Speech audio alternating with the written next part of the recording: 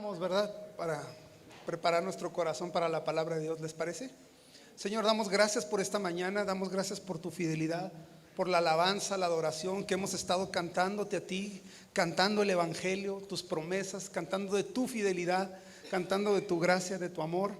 Gracias, Señor, te damos por este tiempo. Unge mis labios, Señor, para hablar tu palabra, mi entendimiento, mi razonamiento, ordena mis pensamientos, Señor. Úngela también, Señor, a los predicados, para que también su mente y su corazón esté abierto a la palabra. Y tú nos hables en esta mañana, Señor, lo que tú tengas que decirnos. Señor, solamente somos instrumentos en tus manos. Te lo pedimos en el nombre de Jesús. Amén. Muy bien. El título, para los que les gusta hacer notas, yo sé que hay varios que les gusta anotar, ¿verdad? El título de este mensaje es Su cruz y nuestra cruz. Un llamado a perseverar como discípulos. Ese es el tema esta mañana. Otra vez, su cruz. Déjeme, que se me movió esto. Permítanme. Ahí va. Se apagó la laptop. Muy bien. Un llamado a perseverar como discípulos. Ese es el tema de esta mañana. Muy bien. ¿Cuántos han pensado en algún momento qué les gustaría que dijeran? Porque casi no pensamos en la muerte, ¿verdad? ¿Qué les gustaría que dijera su epitafio? ¿Cómo les gustaría terminar la vida, la carrera? Yo creo que a todos nos gustaría terminar y terminar bien, ¿sí o no? Por supuesto. Fíjense cómo escribe Pablo en 2 de Timoteo 4, 7 al 8. Cómo escribe estas palabras al final de sus días ya. Pablo ya al final de su tiempo, Pablo estaba en prisión en Roma por predicar el evangelio, por llevar el mensaje de las buenas nuevas. Y dice, 2 de Timoteo 4, versículos 7 y 8: he peleado la buena batalla, he acabado la carrera, he guardado la fe. Por lo demás me está guardada la corona de justicia, la cual me dará el Señor juez justo en aquel día. Y no solo a mí, sino también a todos los que aman su venida. Qué padre, ¿no? He peleado la buena batalla, he acabado la carrera. Yo quisiera que mi epitafio dijera esto, ¿verdad?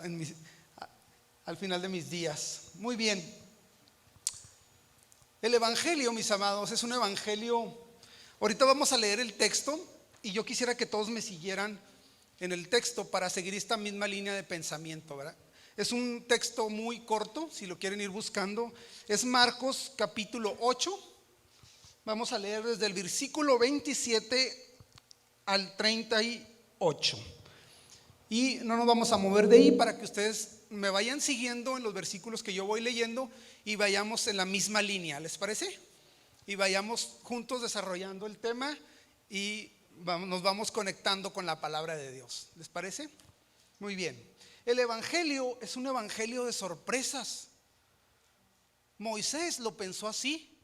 Él ya tenía 80 años. Era tiempo de ya retirarse. Pero subió a un monte a pastorear las ovejas de su suegro, Jetro. Y Dios le habla a través de una zarza ardiente que no se consumía. Y Moisés pensó que Dios era un Dios de sorpresas, ¿verdad? Al hablarle de tal manera, al hablarle a tal edad, ya Moisés ya estaba pensando en que, bueno, eso era lo que iba a hacer, vivir para su familia y servir para su suegro. Pero Dios le llama y le da un llamado para ir y liberar al pueblo de Israel de la esclavitud de Egipto. Fue realmente sorprendente. Abraham pensó lo mismo. Le dijo, te haré padre de multitudes. Y Abraham pues ya estaba grande de edad, y Sara también, donde ya se había pasado el tiempo para que tuviesen hijos. Y no era posible tener una descendencia. Le dijo Dios, como las estrellas que están en el cielo y como la arena del mar, así será tu descendencia, Abraham. Y Sara hasta se rió. Y Abraham pensó que Dios era un Dios sorprendente. Habacuc lo pensó así. Y Habacuc cuestionó a Dios y le dijo, ¿cómo es posible que Dios pueda usar una nación tan destituida de gracia? una nación tan pagana como la nación que Dios había escogido usar, y no a Israel, el pueblo escogido. Y Habacuc entró en conflicto y pensó que Dios era un Dios lleno de sorpresas. Y así es el evangelio, hasta sorpresa tras sorpresa tras sorpresa tras sorpresa, hasta llegar a la sorpresa más grande de todas: Jesucristo, su vida terrenal, lo que Él hizo en la tierra, su muerte, su resurrección y su ascensión al cielo, hasta llegar a la sorpresa más grande de todas: Jesucristo, el Hijo de Dios, que vino a salvar y a rescatar lo que se había perdido. Cristo en nosotros, la esperanza de gloria. Esa es la sorpresa más grande de todas: Jesucristo. Vayamos al texto, ¿les parece? Para ir entrando en tema y que no se nos vaya el tiempo. Déjenme, se me olvidó poner el timer, permítanme rápido, porque el tiempo es rápido. Muy bien, ¿están conmigo? Marcos 8, 27. Vayan ahí.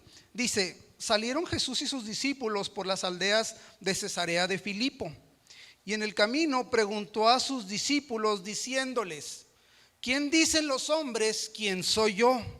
Ellos respondieron: unos Juan el Bautista, otros Elías, y otros alguno de los profetas. Entonces él les dijo: ¿y ustedes o vosotros quién dicen que soy? Respondiendo Pedro dijo: tú eres el Cristo. Y Mateo dice también que tú eres el Cristo, el Hijo del Dios viviente. Lo dice en Mateo también, esta parte en Mateo 16. Pero él les mandó que no dijesen esto que no dijesen esto de él a ninguno. Versículo 31. Y comenzó a enseñarles que le era necesario al Hijo del Hombre padecer mucho y ser desechado por los ancianos, por los principales sacerdotes y por los escribas, y ser muerto y resucitar después de 3 días. Entonces les decía claramente, Entonces Pedro le tomó aparte y comenzó a reconvenirle. Pero él, volviéndose y mirando a los discípulos, reprendió a Pedro diciendo: quítate delante de mí, Satanás, porque no pones la mira en las cosas de Dios, sino en las de los hombres.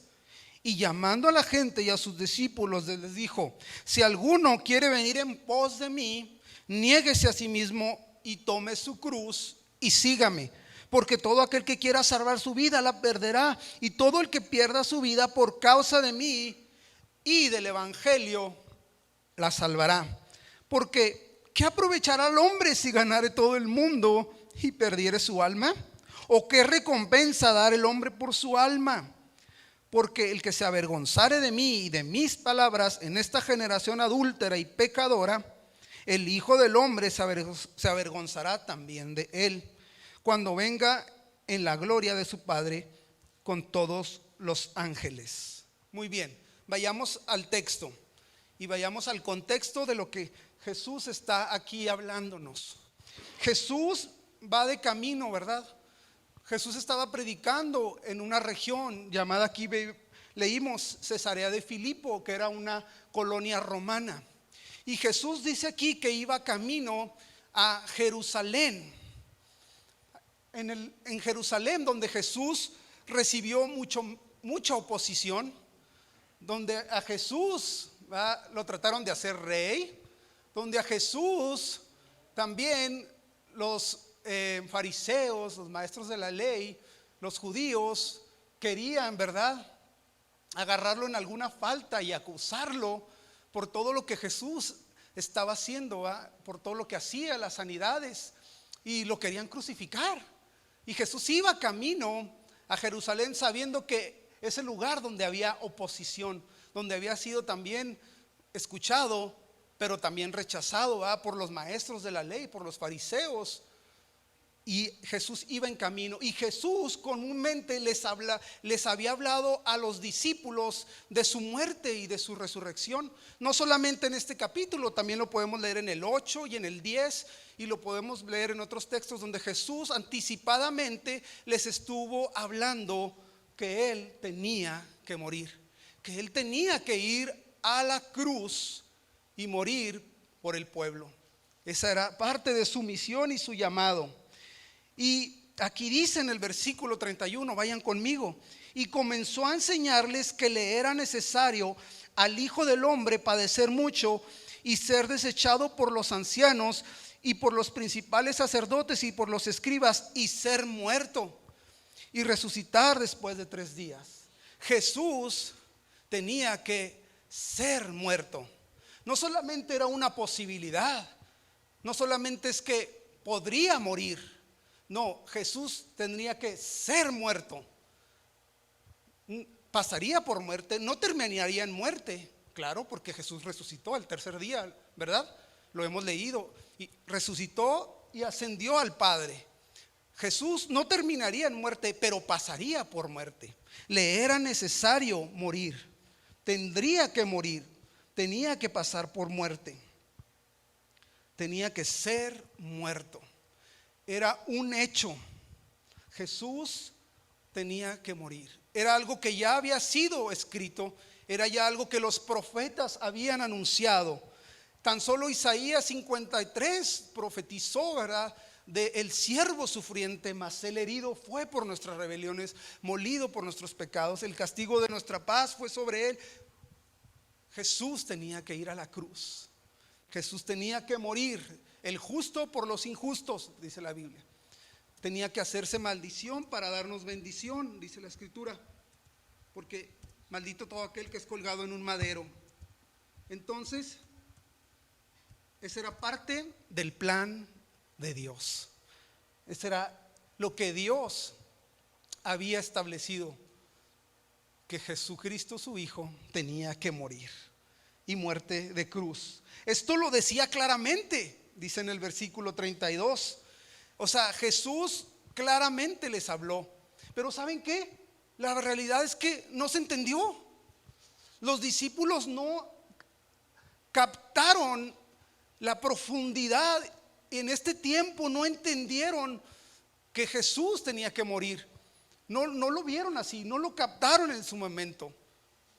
¿Quién en su momento tuvo que captar la muerte y la resurrección de Cristo? ¿No la mujer que fue a remover la piedra? No los discípulos. Ellos estaban en el aposento alto, escondidos, asustados, temerosos de que los judíos no los acusaran con Roma. En verdad no se entendió en este tiempo. Nosotros lo leemos y lo entendemos, ¿verdad? Que Jesús murió y lo vemos en Semana Santa, ¿verdad? Como hay mensajes, y escuchamos mensajes de la crucifixión y de lo que Jesucristo ya hizo. Lo podemos entender, pero en este tiempo los discípulos no lo entendieron claramente.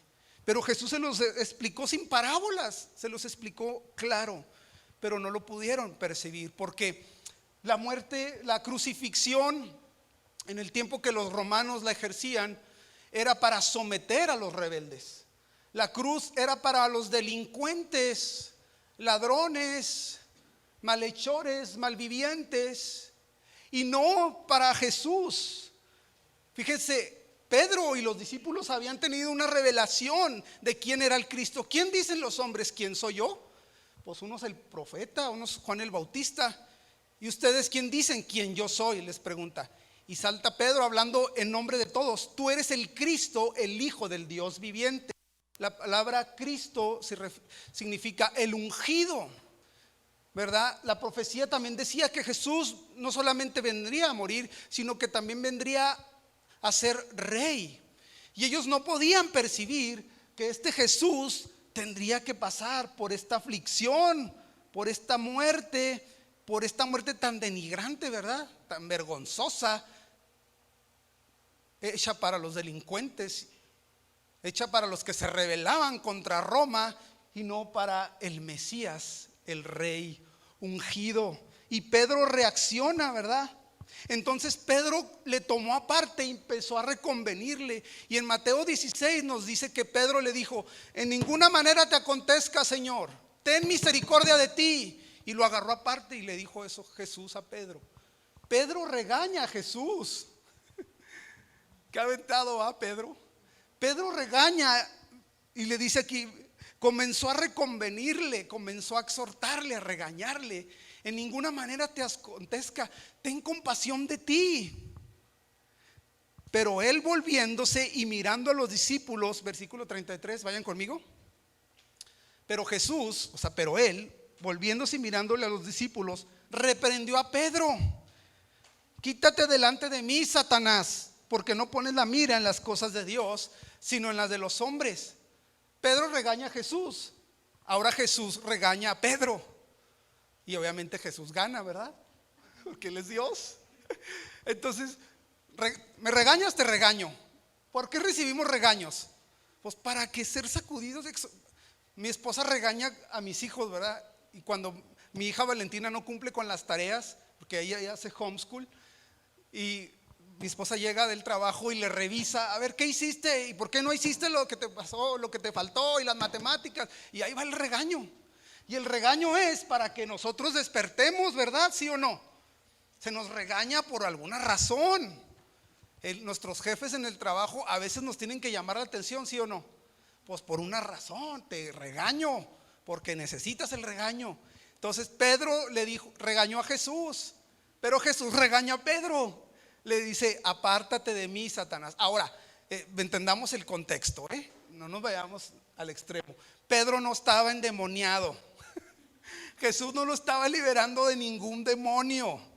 Jesús le estaba diciendo que Pedro estaba hablando como Satanás.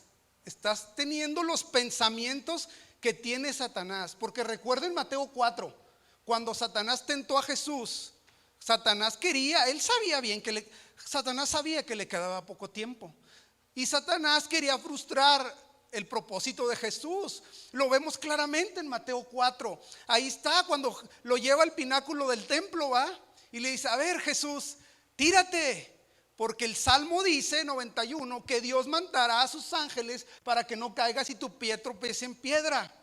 Y Satanás tienta a Jesús. Y Jesús le responde con la palabra: escrito está, no tentarás al Señor tu Dios. Y lo tienta con comida, porque Jesús estaba ayunando, ¿verdad? Di que estas piedras se conviertan en pan.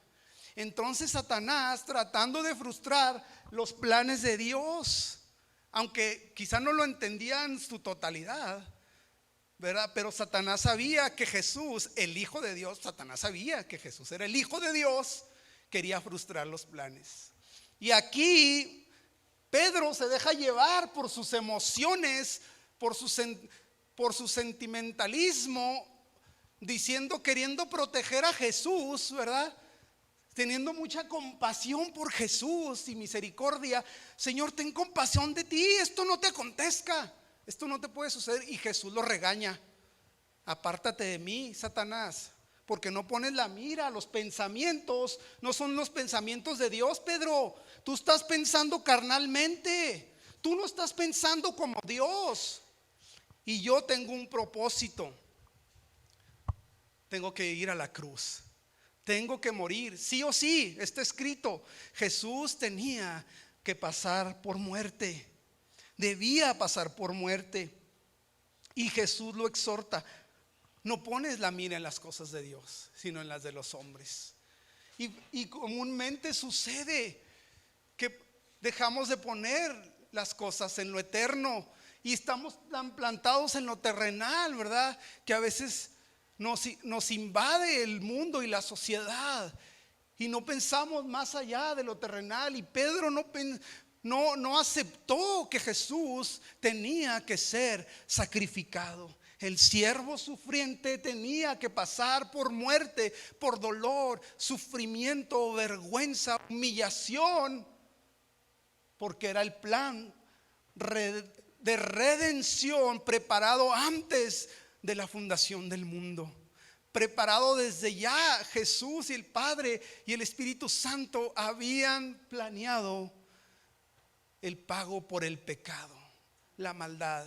El Cordero de Dios que quita el pecado del mundo.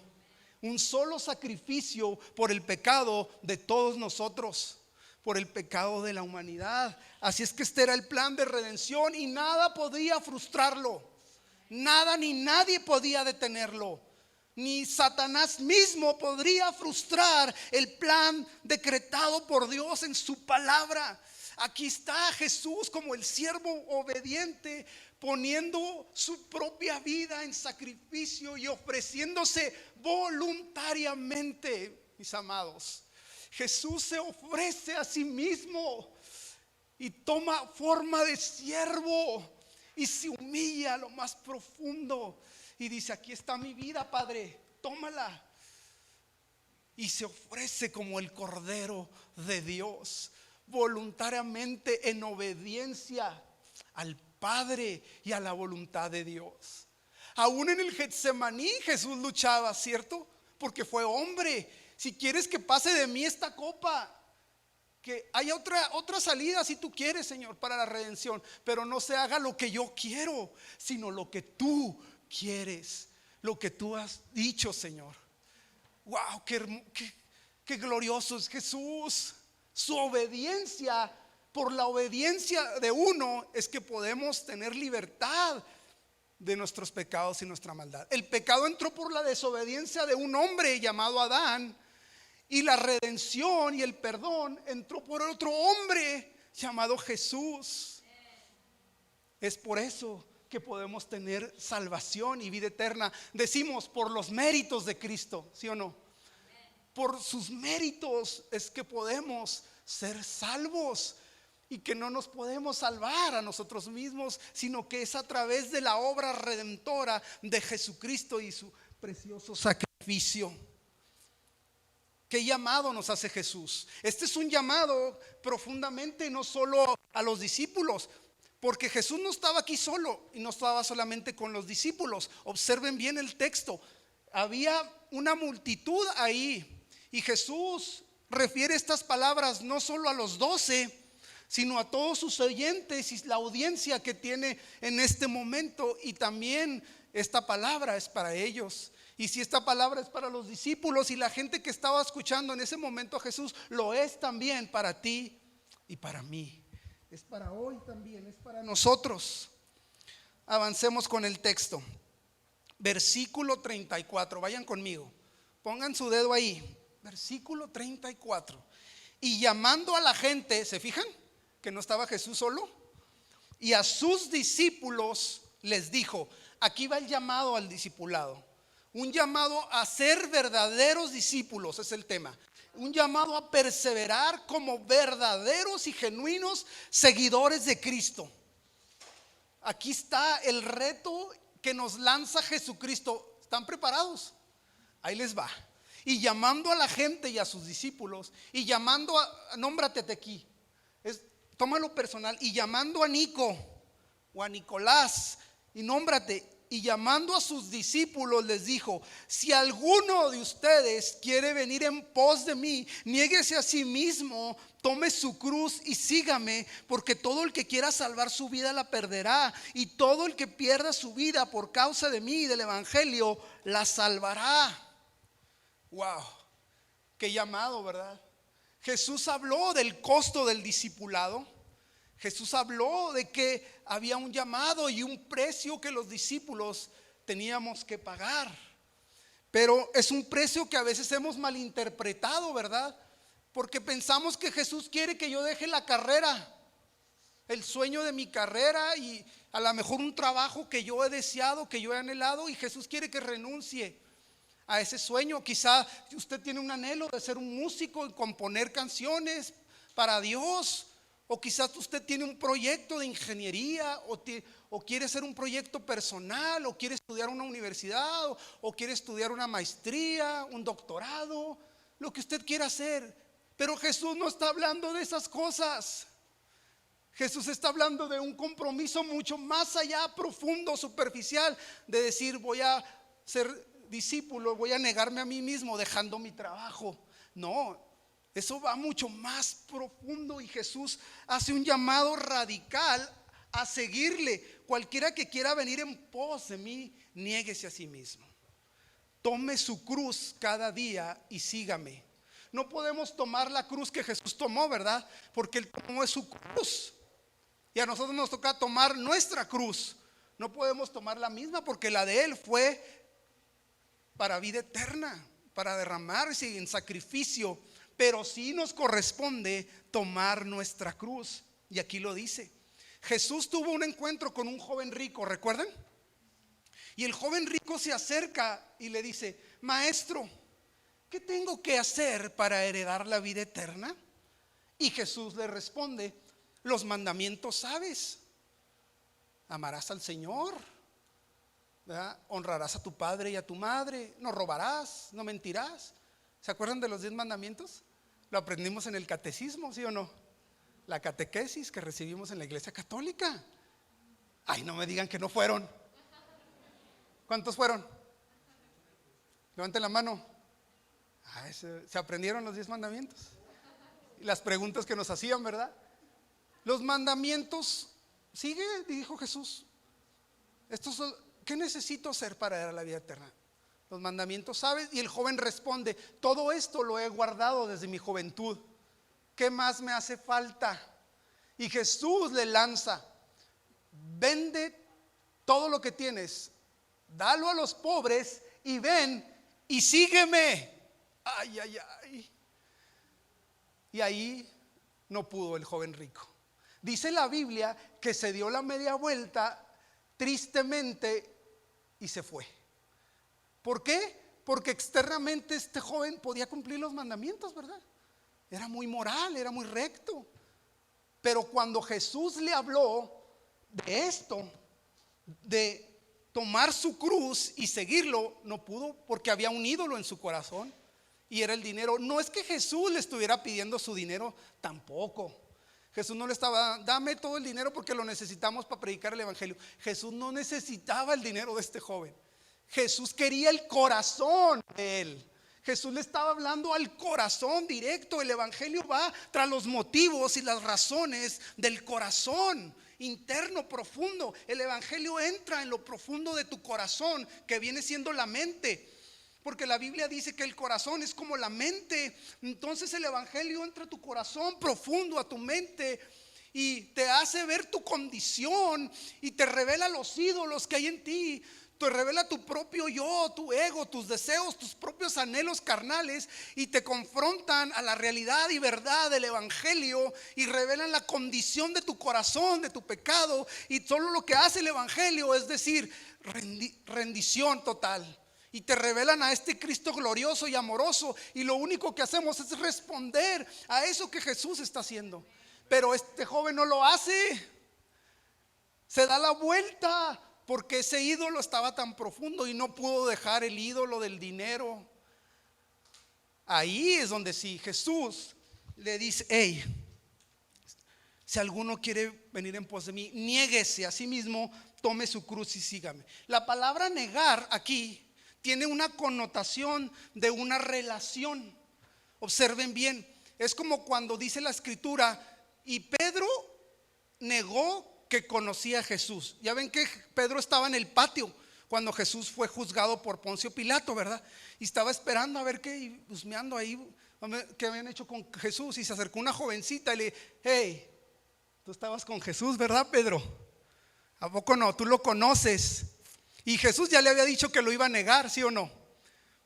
Porque Pedro necesitó el evangelio antes, durante su peregrinaje con Cristo y después de que Jesús se fue y resucitó. Pedro necesitó ser llevado y exhortado antes, durante su llamado de seguir a Cristo, y durante el llamado de Jesús y después. Y Pedro aquí niega a Jesús, ¿verdad? 3 veces. Jesús ya le había dicho que lo iba a negar, y Pedro se va a llorar amargamente. Y esta palabra, cuando dice Pedro negó a Jesús, conlleva que negó haber tenido una relación con él, haber tenido un acercamiento, ¿va? Que lo conocía. Es como si yo dijera y negara que mi esposa es mi esposa, ¿verdad? O que Nicolás, que está aquí, él es mi hijo. Ese güero que ven ahí, es mi hijo. Yo pudiera negar, ¿verdad?, que él es mi hijo, pero pues es así como pudiera. Pedro negó esta relación. Negarse tiene una connotación de una relación. Entonces, cuando Jesús dice niégate a ti mismo, está diciendo que niegues la relación que tienes contigo mismo, que te niegues a ti, que niegues tus deseos, que niegues tus anhelos, que te niegues personalmente y te niegues a ti mismo. Fíjense, hay dos yos aquí implicados. El negar el yo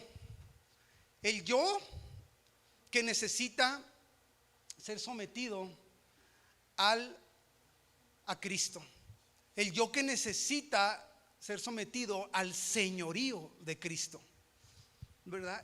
Al punto de llegar, Señor, no se haga mi voluntad. Porque decir que Jesús es mi Señor implica que Jesús es el gobernante de nuestra vida. Implica que Jesús gobierna. Si Jesús es el Señor de mi vida, entonces Jesús gobierna mi vida, mis pensamientos, mi ser, mis decisiones. Me niego a mí mismo y tomo su cruz. Ahí está el yo implicado, el yo que no se quiere negar, el yo que no se quiere someter al señorío y a la voluntad de Cristo. Y está el otro yo, ¿verdad? El yo que sí desea, que voluntariamente desea y anhela someterse a Jesucristo y a su voluntad. Hágase tu voluntad y no la mía. Y a veces nos cuesta, y a veces nos cuesta el negarnos a sí mismo. Niégate a ti mismo, toma tu cruz y sígame y sígueme. Ese es un llamado a seguir a Cristo sin reservas. Miren, el llamado del discipulado, de un verdadero discípulo, de un verdadero creyente, es sin medias tintas, mis amados. O lo sigues completamente o no lo sigues. O sea, Jesús lo dijo claramente. El llamado es radical, es total. Y en nuestra generación siempre nos dijeron: jóvenes, tienen que pagar el precio. ¿A poco no, Andrés? Y nos hablaban de un precio bien superficial. Deja a esa chica que te gusta. Y yo bien enamoradote de mi esposa, ¿va? No, pues ¿cómo? O sea, déjala y vete al seminario y vete a las montañas a dar tu vida por Cristo. O sea, sí, estaba bien. Y sí tenemos un llamado a evangelizar y a ir y predicar el evangelio, por supuesto. Pero ese era un llamado más superficial, más de que someternos a la voluntad de Dios y al señorío de Cristo. Deja hasta tu carrera, nos llegaron a decir. Imagínate que nos estén diciendo: deja tu carrera, deja tu profesión, cuando tenemos que honrar a nuestros padres con nuestros estudios, cuando tenemos que trabajar, porque la Biblia dice que trabajemos y que seamos diligentes en nuestro trabajo, y que toda buena obra. Y todos lo secularizaban, ¿verdad? Decían: ay, tu trabajo secular, y tu trabajo esto. ¿Cuál secular? Pues si donde quiera que estamos tenemos que honrar a Dios, dentro y fuera de la iglesia, en tu trabajo, en tu familia. El evangelio lo llevamos, somos portadores de la gracia de Dios. Nuestro trabajo se santifica, amén. Tu matrimonio se santifica, lo que tú haces, tus proyectos, porque lo haces para la gloria de Él y para Él. Denle un aplauso a Él. Sí, Señor, porque eso es. Niégate a ti mismo. Y luego todas esas cosas superficiales. Y ahí andábamos haciendo tonterías. Dejábamos los estudios a medias, dejábamos una relación a medias, porque pensábamos que eso era pagar el precio. Pero el precio que Jesús nos pide es aquí adentro en el corazón. Negarte a ti mismo. Niégate a tu yo, a relacionarte contigo, a que ese yo egocéntrico, a que ese yo que quiere hacer su voluntad. Y somete tu cuerpo. Y Pablo decía: someto mi cuerpo y lo pongo en servidumbre. O sea, Pablo no se flagelaba, ¿verdad? No van a empezar. Pablo sometía a Cristo, pensaba. Y Gálatas 2:20 lo revela: con Cristo estoy juntamente crucificado, y ya no vivo yo, mas Cristo vive en mí. Y lo que ahora vivo en la carne, lo vivo en la fe del Hijo de Dios, el cual me amó y se entregó a sí mismo por mí. Wow, con Cristo estoy juntamente crucificado. O sea, ya Cristo me gobierna, ya Cristo me controla, ya Cristo es mi Señor. Esto no significa que no fallemos. Esto no significa, porque somos imperfectos. Yo a veces me enojo, me desespero y mi esposa se desespera conmigo y nos gritamos y ahí estamos peleándonos y al final nos reconciliamos, ¿verdad? Y nos arrepentimos. Pero sometemos nuestro yo, nuestros anhelos, nuestros deseos por el bien del otro, por amor, por obediencia, y no por un ritual o no porque alguien nos lo dijo, sino porque amamos a Cristo, amamos su sacrificio, vemos lo que Él hizo, vemos su obediencia. Y cómo la obediencia de Él pasó a ser obediencia de nosotros, porque ahora Dios no te ve a ti, Dios ve a Jesucristo en ti. Y esa obediencia que Él dio la puso en ti. Y Él dio la fe que Él puso en nuestro corazón por su sacrificio y por su obediencia. Ahora Dios la ve en Él, el sacrificio y la obediencia. Y por eso nos ve a nosotros así, porque ve a Jesús. Él hizo obediente para que nosotros seamos obedientes, para que fuésemos justificados por Jesucristo, por Él. Eso es negarse a sí mismo. Porque todo aquel que quiera, versículo 35, porque todo aquel que quiera salvar su vida la perderá, y todo el que pierda su vida por causa de mí y del evangelio la salvará. Aquí está el costo del discipulado, ¿verdad? Jesús dijo: cualquiera que quiera edificar una torre, ¿no se sienta primero y calcula el gasto? ¿No se sienta primero a pensar y a decir y a hacerse preguntas? ¿Me alcanzará para edificar un edificio? Un arquitecto va, un ingeniero, un constructor. Un arquitecto se sienta y calcula, va el ingeniero, y dice: a ver, ¿cuántos presupuestos tenemos para hacer esta torre de 10 pisos? Y calculan, hacen un presupuesto y calculan el costo de cuánto va a costar, ¿verdad? Y Jesús, ¿qué acaso un constructor de una torre no va a calcular el precio? ¿Qué acaso un rey, cuando va a la guerra con 10,000 y viene el enemigo contra 20,000, no se pone y considera que no va a poder hacer frente? ¿Y qué hace? Manda una embajada para pedir paz, ¿verdad? Dice, y calcula si va a poder vencer al enemigo. Y si no, pues mejor dice, hagamos las paces. Está diciendo Jesús: hey, mediten y piensen que el costo y seguir a Cristo es lo mejor que podemos escoger, y que tenemos que medir el costo del discipulado, que es una entrega total, que es una entrega radical, y que es algo que nos lleva a hacer radicalmente en el día a día. Toma tu cruz, dice aquí, cada día,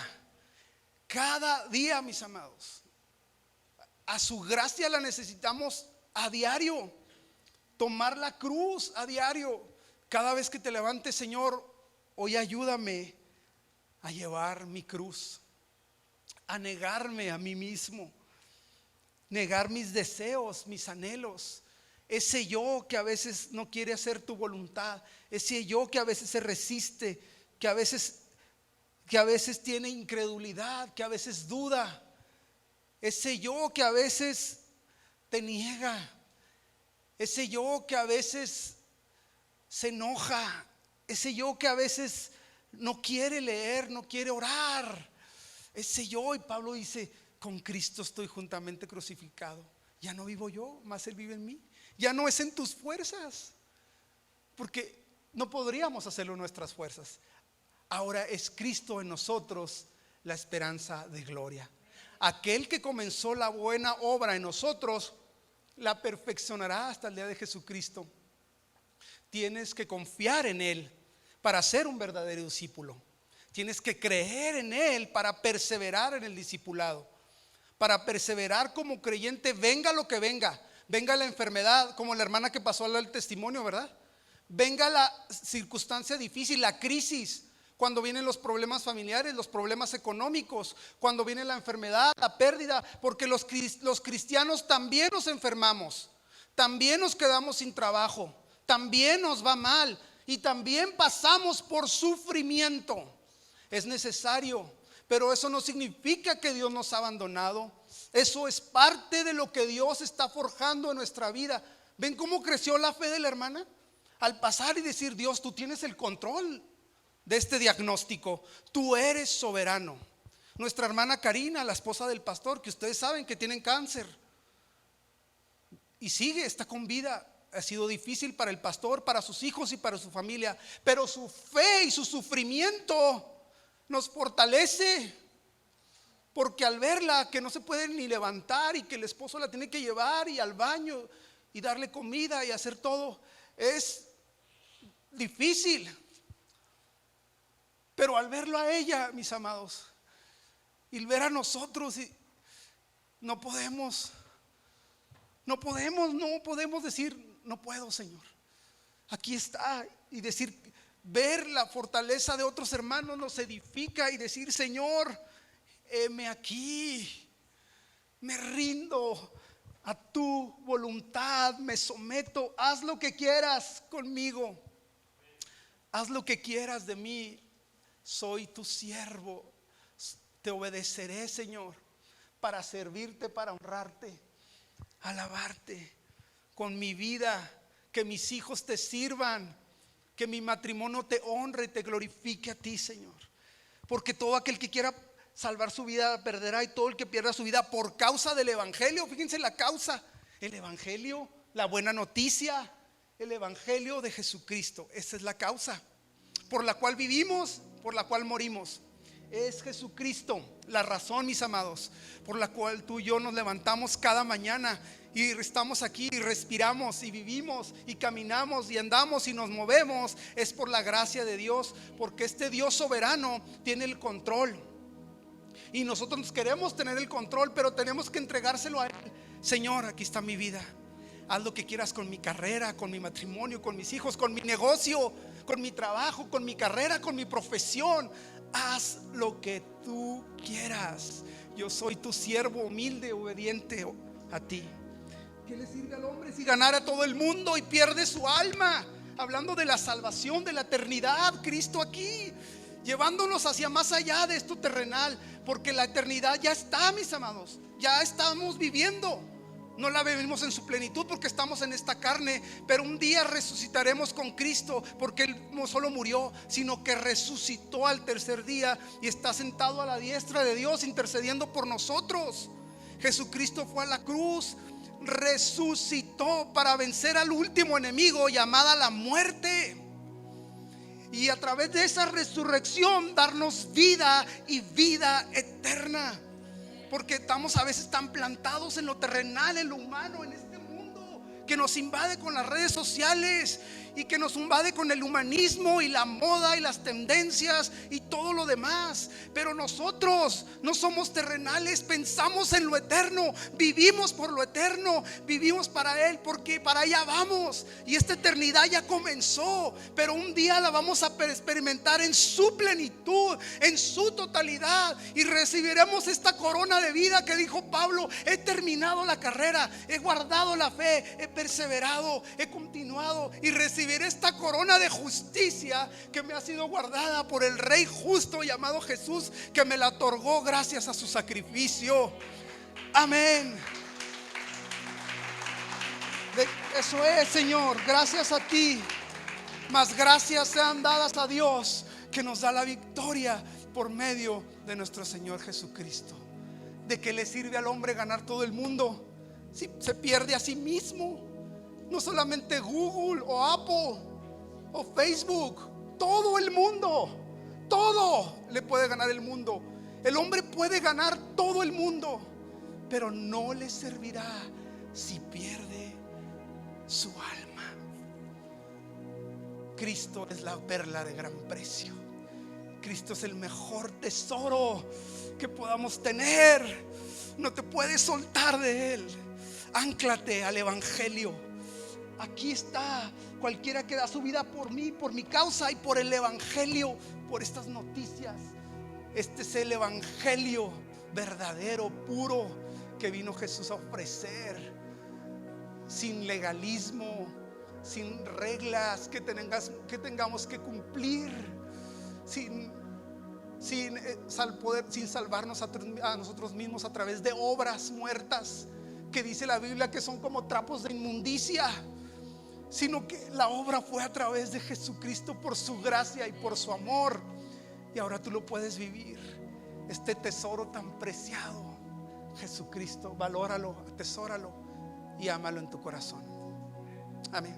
Señor, damos gracias por tu fidelidad. Doy gracias por mis hermanos, Señor, que han estado escuchando tan atentamente. Hermanos, les bendigo porque yo sé que su recepción a la palabra, su corazón ha estado abierto hoy. Y yo sé que esta palabra te bendijo como a mí, porque no solo la prediqué para ti, sino para mí mismo. Y hermano, te bendigo porque amas a Dios y lo estás intentando cada día. Y en su gracia Él te dará la victoria. Señor, ayúdanos a vivir por el Evangelio, por la causa, por las buenas nuevas de Jesucristo. Amar el Evangelio radicalmente, como Pablo, que predicaba, anunciaba el Evangelio y aún fue a la cárcel por este Evangelio verdadero. Gracias, Señor. Amén. Amén. Vamos a concluir. Voy a pedir al pastor que pase, que nos bendiga, que ore o lo que él quiere sienta. Gracias, Nico. Gracias. Recuerden esto, amados: el Evangelio no se lleva en la boca para vivir por él, se lleva en el corazón para morir por él. Y donde hay muerte a tu carne, a tus deseos, hay vida, y es la vida de Cristo. Amén. Gracias, Nico.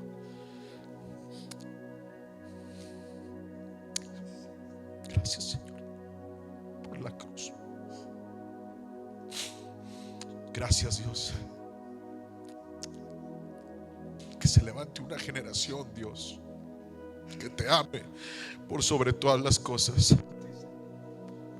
Señor, que se levante una generación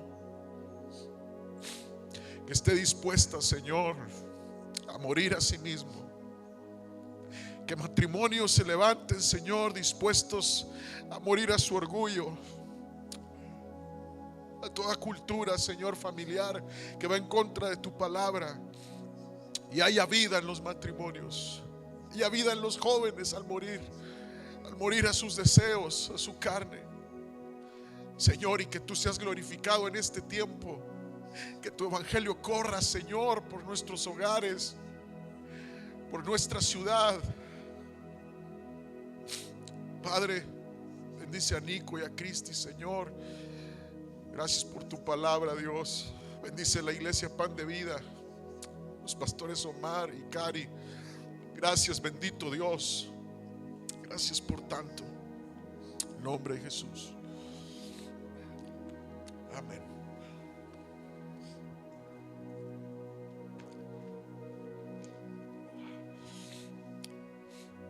¿Qué te pones de pie y adoras a Cristo? Dile: Jesús, gracias por tu sacrificio. Gracias por ser tan bueno, Dios. Gracias. Gracias. Gracias, Señor. Gracias por romper ese velo que nos separaba de ti, Señor, de arriba hacia abajo, porque la obra es tuya, Dios. Es tuya, Señor. Por gracia somos salvos, y esto por medio de la fe en Cristo Jesús. Vamos, adóralo, dile: Señor, gracias. Gracias por la sangre derramada, porque mi culpa fue puesta ahí. Vamos, decláralo, dile: Señor, gracias porque mi pecado fue puesto ahí. Señor, gracias. Gracias, Señor, porque puedo ser libre de la culpa, de la condenación, porque alguien más se puso en mi lugar, y ese eres tú, Jesús. Vamos, que haya adoración genuina en el corazón de su iglesia, que haya una pasión nueva por Cristo, que haya una entrega radical por Cristo. Señor, gracias. Gracias por Jesús, gracias por la vida en Cristo. Tú la ganaste con tu muerte, y por gracia somos salvos, Dios. Te adoramos, te exaltamos. Espíritu Santo, que cada momento nos recuerdes tu palabra, tu evangelio, lo que hiciste por nosotros. despertando nuestro amor y nuestra confianza en ti, Señor, y en tus promesas. En el nombre de Jesús. Wow. Le damos un aplauso a Jesús, por favor.